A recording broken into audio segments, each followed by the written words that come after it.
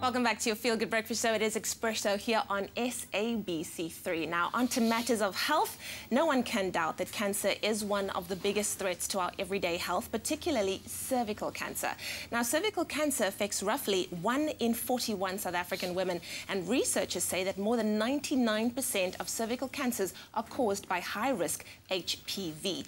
Now, with us in studio to chat about the link between HPV and cervical cancer is our resident health expert, Dr. Darren Green. Dr. Darren Green is here, of course. You can also give us your calls on 0839133728. Dr. Darren, always so good to have you here as we talk about health issues and things we should be aware of in our lives.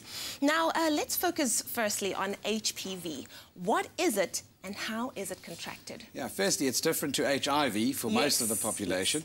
Human papillomavirus, and the word papilloma often makes us think of things like a cauliflower. It's the virus that's associated with things like warts. And a wart looks like a cauliflower skin tag growing out of the skin quite often. So genital warts, for example, are caused by human papillomavirus, but there are about over 40 different subtypes.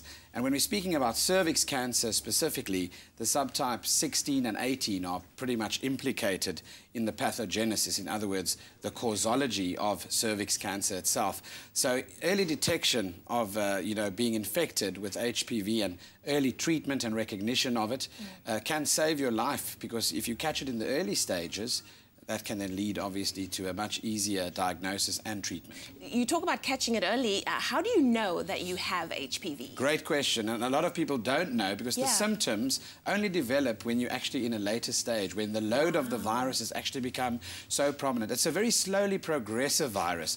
So, typically in a healthy immunosufficient person, it takes 15 to 20 years for it to reach a stage where it can actually cause cancer.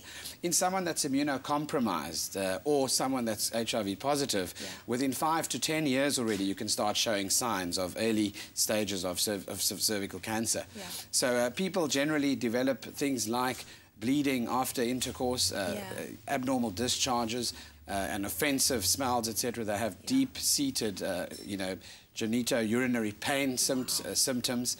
And that's how they discover it. But that, as I say, is quite late. I know, because you were saying it takes a long time for it to actually become or get to that point. But how does it lead, or how does the HPV infection lead to cervical cancer? And can it be avoided in any way? Yes, it certainly can. So if you're not sexually active, because the way that it's transferred, obviously, is through sexual intercourse. So whether that be oral, anal or vaginal intercourse, those are the forms by which the virus is actually transmitted across.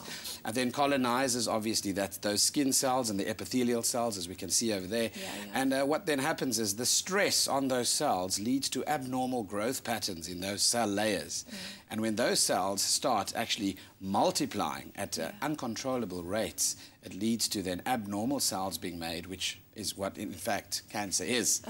So how do you then avoid the entire process? Yes, well, lately, and obviously all the excitement is around being vaccinated against the virus. That involves young girls from the age of 9 already getting basically the HPV vaccine. It's been implemented in schools across the world. Even in South Africa, our Department of Health has already started implementing it in schools.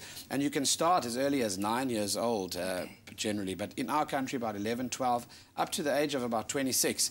But if someone is not sexually active, even after the age of 26, there would still be a value in taking the vaccine. Well, talking about vaccines, of course, we want to know more about home testing. And Zoe has all the information.